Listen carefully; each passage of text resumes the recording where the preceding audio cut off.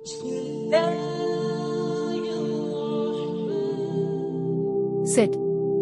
चुनांचे हिरकल ने मुतरज्जिम से कहा कि मुझे ये बात पहुंचाओ।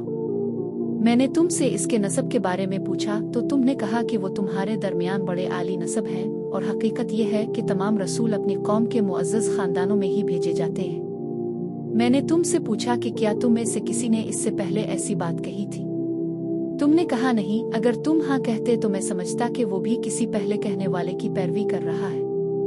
फिर मैंने पूछा कि क्या उसके आबाओ अजदाद में कोई बादशाह गुजरा है? तुमने कहा नहीं। अगर तुम हाँ कहते तो मैं समझता कि वो अपने आबा की बादशाहत वापस लेना चाहता है। और मैंने तुमसे पूछा कि क्या तुम इसे इसके दावा से पहले झूठ बोलने का इल्जाम दिया करते थे? तुमने कहा नहीं। तो मुझे समझ आ गया कि जो शख्स लोगों पर झूठ नहीं बांधता वो अल्लाह पर कैसे झूठ बांधेगा।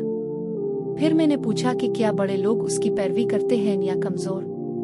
तुमने कहा कि कमजोर लोग उसकी पैरवी करते हैं, और यही हाल तमाम रसूलों का रहा है। फिर मैंने पूछा कि इसके मानने वाले बढ़ रहे हैं या घट रहे हैं? तुमने कहा कि वो बढ़ रहे हैं, और यही ईमान का हाल है यहाँ तक कि वो कामिल हो जाए।